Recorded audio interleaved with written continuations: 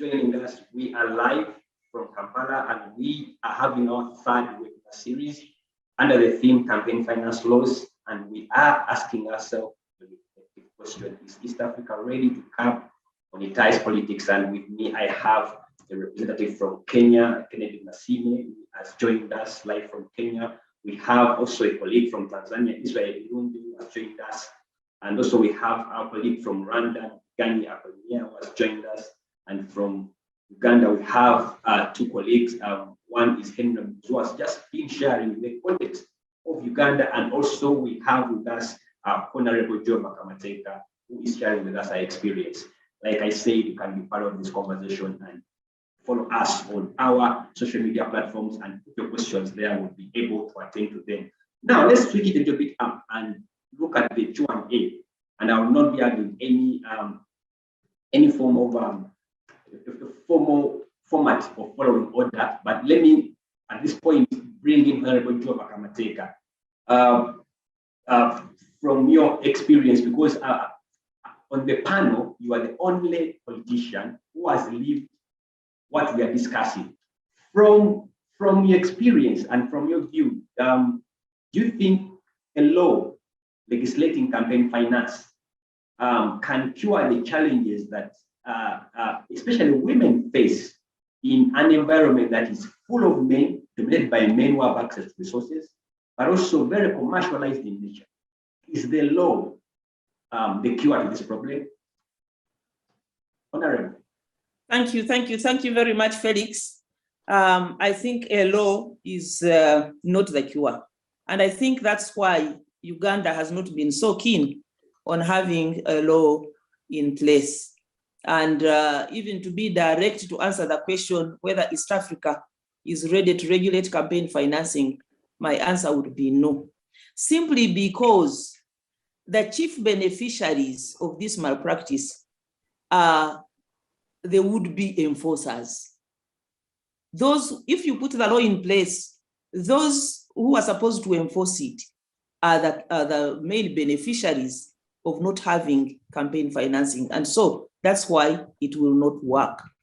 We equally have good laws on the statute books, but they are openly abused by the enforcement agencies and openly, and nothing is done by those in authority.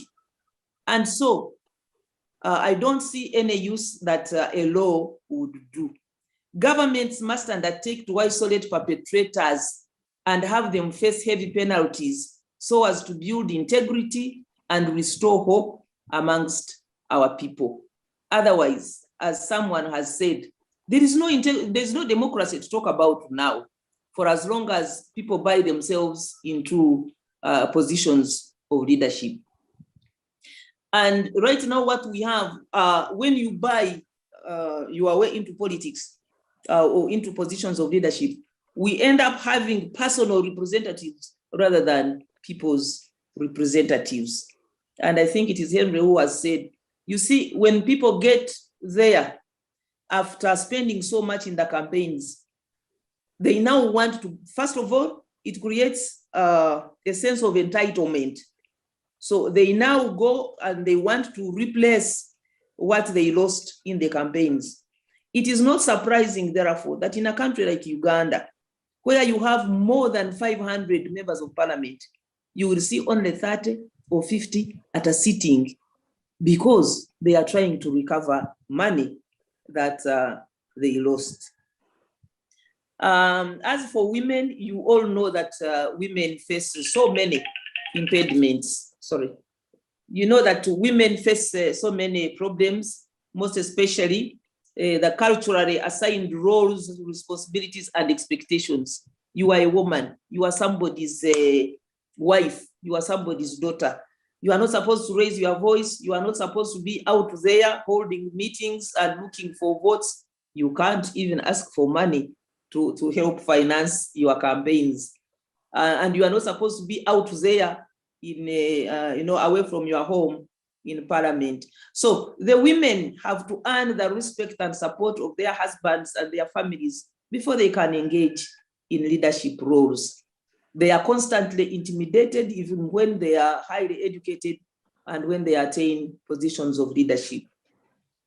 Most women are struggling to raise their children, to feed them and see them through school, and to offer all sorts of help to members of extended families. So they don't have money to splash around to buy votes.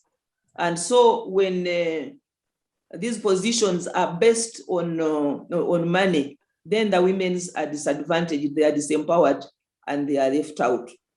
A woman's every coin counts. And we know that in campaigns, you're supposed to spend money. But what we are concerned about here is how much money do you put in so as to get into this position.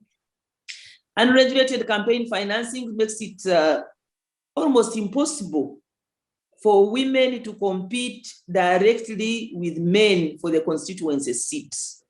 And that's why the UN, considering some of these challenges, created positive discrimination and the reserved seats for special interest groups, which include women at all levels. But as I mentioned earlier, this one has not even been spared the negative impacts of lack of regulating campaign financing.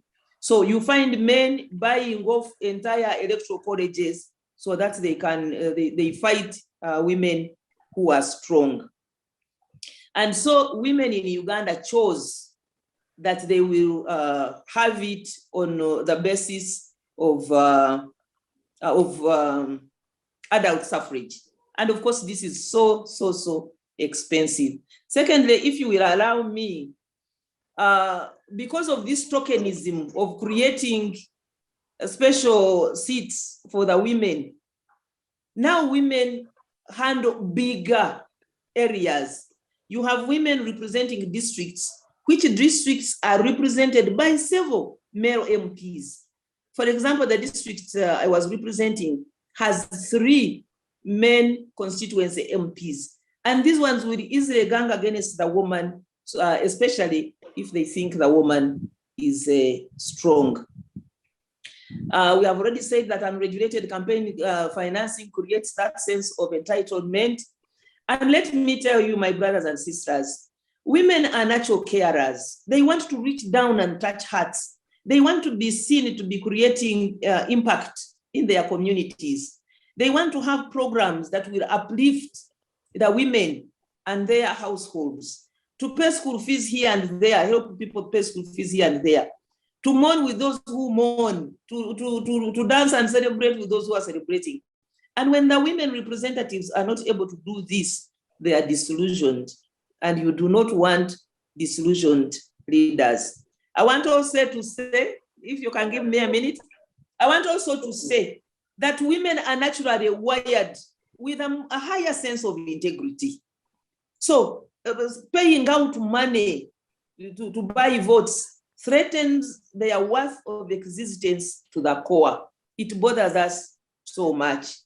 And as you all know, unregulated campaign financing has also created, has made the electorate putting unrealistic demands on political leaders, including the women, of course. Now you find political leaders doing roads in their communities, they are building bridges, they are building hospitals, schools. These are services that are supposed to be rendered by the government. Our country is littered by ambulances written on, with posters of members of parliament because they were donated by members of parliament. When you do this, you are supposed to pay for the driver, pay for the fuel, and maintain the vehicle and service it all through. It is an unnecessary drain. And without saying so much, allow me also to say that this step. Okay. Yeah, I'm going to come back to you. I'll come back to the follow-up question, but let's first thank you for that, because you've painted a picture of what it means to a woman to contest in such an environment that is too commercialized. But let me come to Kenya and Kenneth, just help us understand here, because at some point we've had Professor Pierre Olumumba on many occasions reveal on how he participated in elections, as a candidate and he conducted more campaign events than his competitors. And he lost. And the argument was that he didn't have money and he lost to people who had much more money. Does this paint the picture of Kenya? How commercialized is the ballot of Kenya? Not really. Money is important in electioneering, for electioneering in Kenya, but it's not everything.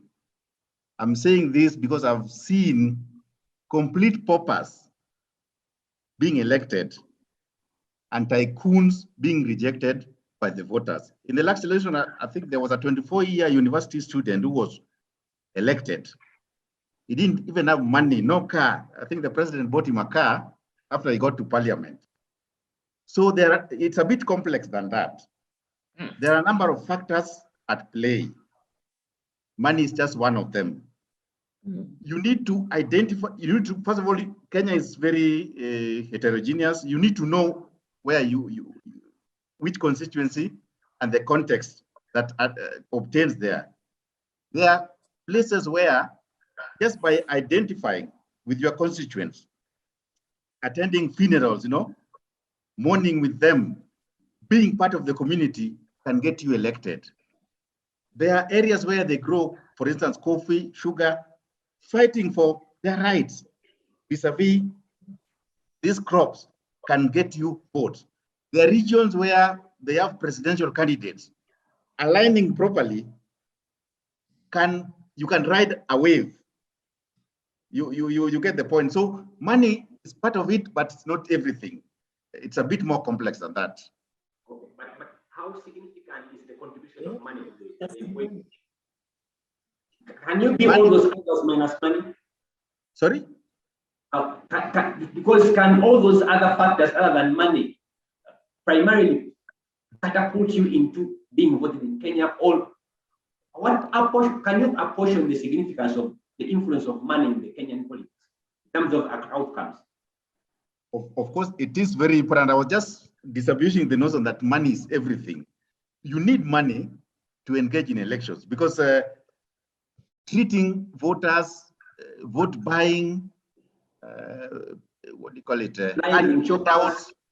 It's a Kenyan culture. Also, the parties are very weak. So the burden is on the individuals. I know members of the party sometimes upon you to buy the card and distribute it. And I've seen where even candidates organize party nominations. You get the ballot boxes, and those who have money can even ferry voters, especially in the primaries. So money is very important, but it's not everything. People still get elected because they ride on ethnic waves. They ride on their participation within community and identifying with the voters where it matters. Okay. Thank you so much. Of course, we're going to come back and discuss the Campaign Finance Act, which, and even for the second time, the MPs are conniving throughout and not applied on the elections to themselves. But if I come to that, let me bring in here Israel from Tanzania. The Election Expenses Act of 2010 provides for disclosure of campaign funds. I looked at it. And specifically Part 3, Section 7, Clause 3, this is the information the candidate should disclose, which includes, among others, amount of money, source of money, and any other intended resource to be used during elections. Share with us the experience of Tanzania, especially when it comes to enforcing this provision of disclosure during campaigns.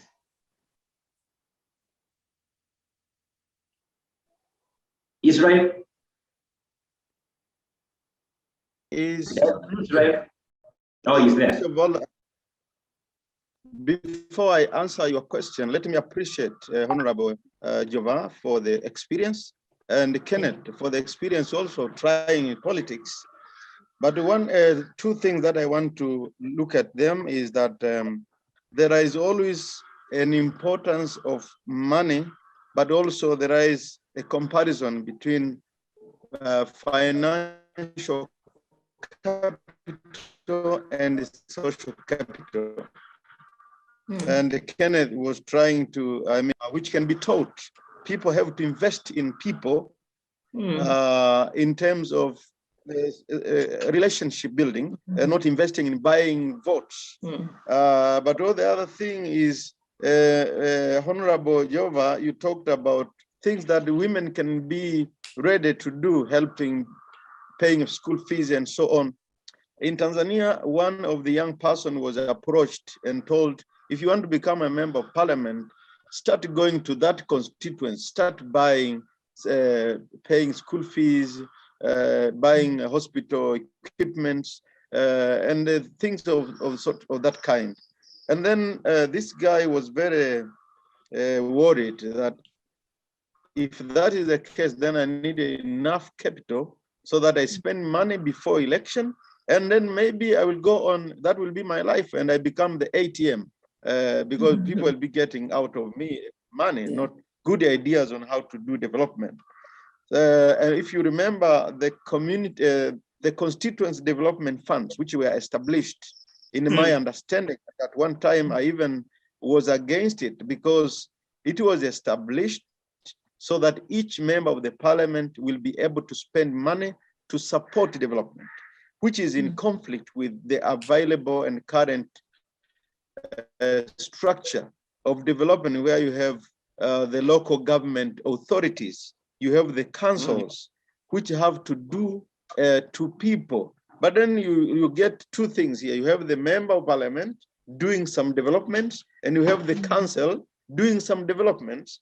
And is that not sort of a political corruption?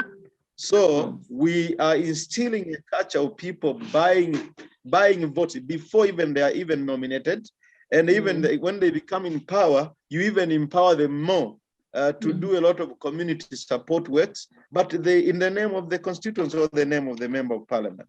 So to answer the question on enforcing the law, Tanzania, I think they have made a progress. When they did the law in 2010, they made two regulations, as I said earlier, the election expenses regulation. They even made what is called the election expenses maximum funds order that sets the amount of money each individual, each candidate should spend how much, the party should spend how much during nomination, during the campaigns, and what can be spent during the polling, the expenses related to the polling day, especially by the government or the election management body. They had prepared the form, for example, form number EE1. This is the form that must be filled by whoever wants to become a member of parliament to contest or the president. So they did. And when I asked the office of the registrar of political parties, if they do follow up and they monitor these kind of things, they have their own way of monitoring, and they also make a report. And what they said, it is not necessary that we publish in newspapers, but we have reports where people have done, they have implemented the law. So that's what I could say as my experience. But I think we still need to do more in terms of CSOs be vibrant to access those reports, get them open. And our interest here is to make sure that the registrar of political parties release these reports publicly immediately after these people have submitted their reports, instead of keeping them in their offices. Thank you. Okay, thank you so much for sharing with us that unique experience in Tanzania. Let me cross over to Rwanda and then my brother Bigani. You when you were sharing, you seem to tell us that when it comes to political parties, because Uganda has a problem of independence, and I think Emily will talk to that, what that means. But when it comes to Rwanda, political parties seem to be much stronger to have people want to participate through political parties. And I'm going to come to the question which I want to ask you. When it comes to Rwanda, so what is the significant contribution of money in terms of influencing electoral outcomes in Rwanda? Let me put it that way. even when you stand within political parties? Money, I think money, as the others mentioned, is one of the powerful tool to gain the elections. As I said, we have, of course, we have many parties, various parties, which have different size and the financial capacities. Let's give you an example on the ruling party, RPF. It is one of the wealthy party when it comes to the campaign. You can't compare it with, let's say, Green Party, which is a new approved one. So if a party is economically wealthy, it can conduct easily its campaign, reach out a big number of citizens, and of course, attract interest on his behalf.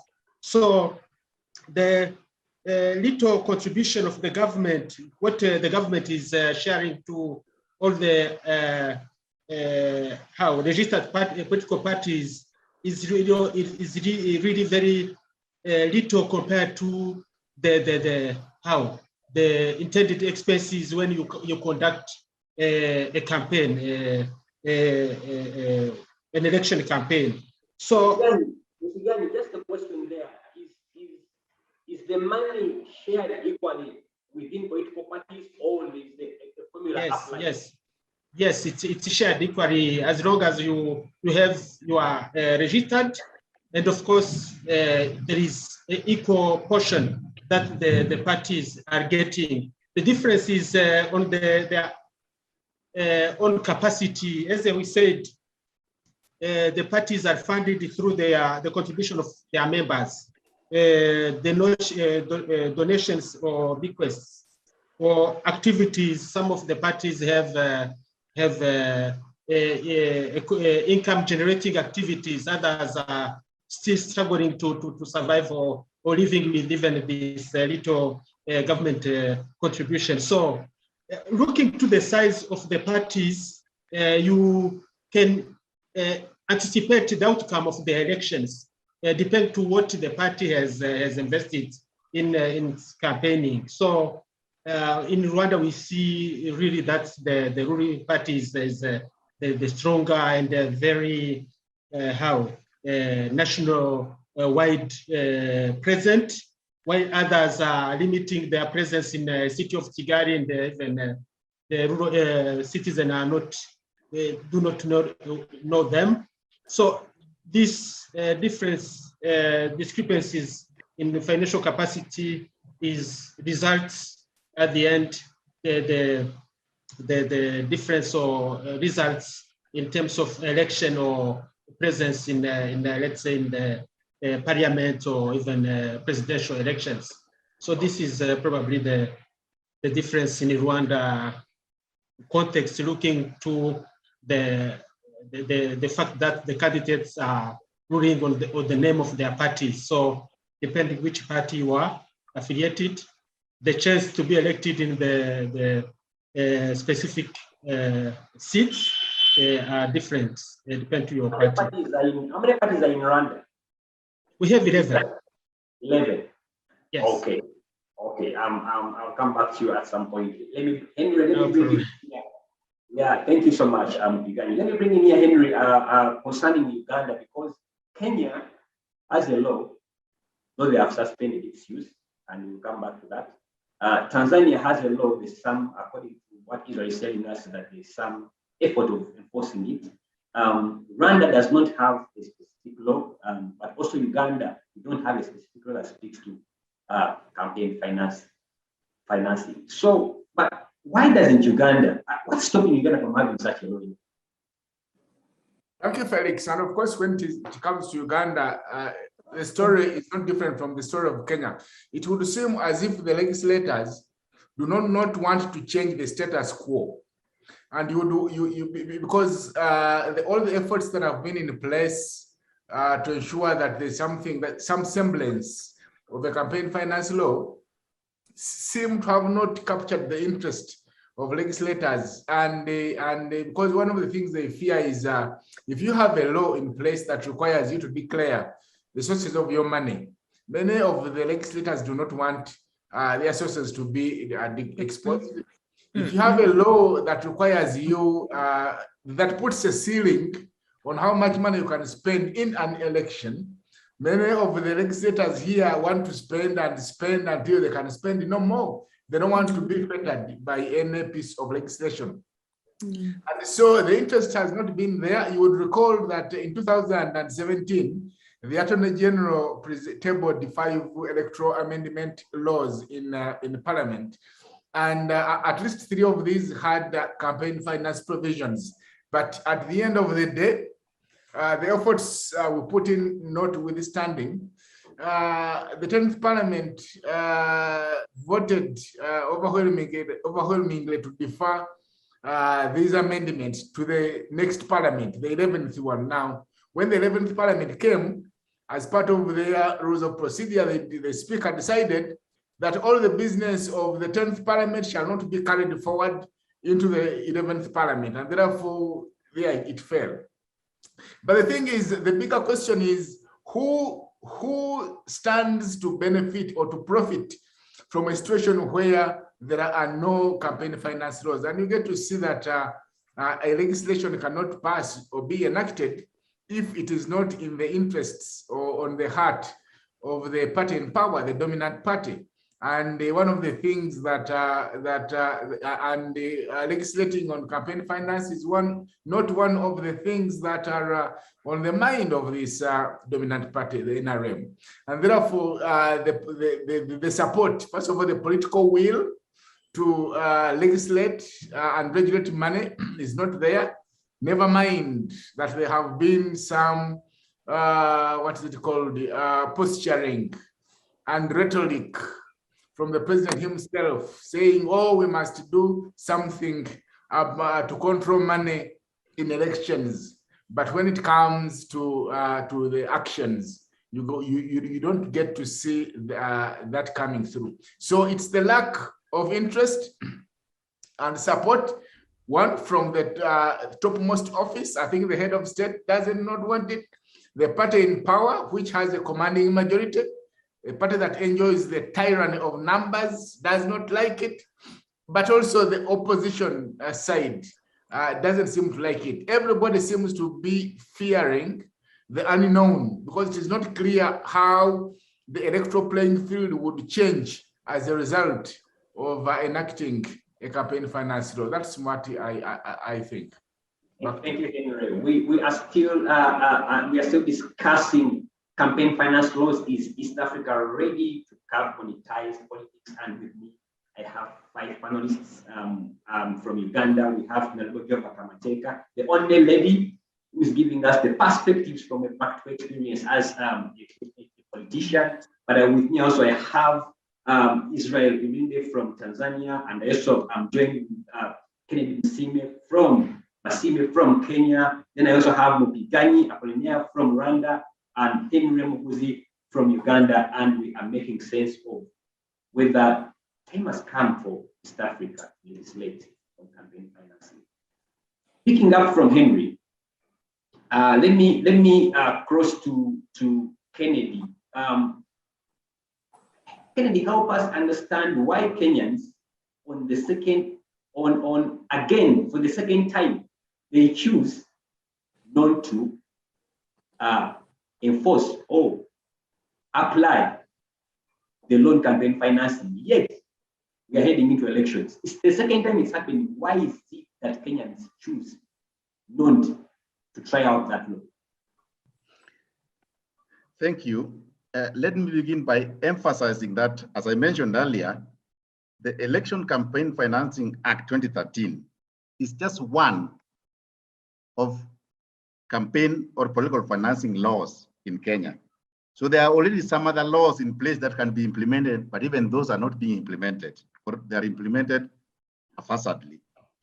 But going back to the Election Campaign Financing Act, there are 2 sets of reasons why I think it's a challenge implementing it. One is that disclosure. I mean, politicians get monies from all over. Some could be even proceeds of crime, proceeds of corruption. So you don't want your donors to be known. And I think even the donors themselves will not like to be known because they can be followed and asked where they got the money in the first place. Even in terms of the individuals campaigning, sometimes they engage in corruption, sometimes they engage in informal businesses where they have money that are not known by the Kenya Revenue Authority. For instance, the Kenya Revenue Authority could easily follow you and ask you where your sources of money are if they are not commensurate with the official businesses or the job that you have. So there are those risks. But there are also practical considerations. If you look at the law, it has quite a number of cumbersome requirements. Candidates, other than disclosing and opening themselves to public scrutiny, are required to set up structures that require money and expertise that they may not have. So parties are expected to set up campaign expenditure committees. Candidates, including independent candidates, are expected to set up campaign expenditure committees with professionals. This means an extra cost. In the early version of this law, there was funding attached to it. For instance, candidates that go through a certain threshold were supposed to be compensated, as is done in other jurisdictions, for instance, South Korea and others. But now, this is like adding an extra burden to the parties, candidates, including independent and party candidates, without giving them something in turn. So this creates the reluctance to implement the law. And that's why we've jumped it technically in 2013. That was the first time, because you remember the elections happened in March, then it was implemented and deferred so that it could not affect those particular elections. And then 2017, we deferred it again. And then on a technicality again now in 2022, we have also deferred it. I don't know until when, but we are reluctant to implement it. Okay. There you have it, because before you, I let you go. I read somewhere that there was this a group of society actors who had preferred to take this to court. What do you make of that? Do we hope into that process? They have gone to court. Yes, I know the case was mentioned. I don't know the verdict or whether it has been expensed with so far. But what I can say is that the outcome is very clear. Kenyans are not ready, but the politicians are not ready to implement this law, including the agencies that are supposed to enforce it, including the IBC, because it's an extra burden. And we don't have the infrastructure in place to implement it, and we are not also committed to implementing it. So even if the court were to grant them their wish, I don't think it will be implemented for 2022. Okay. Kenya is a very interesting case indeed.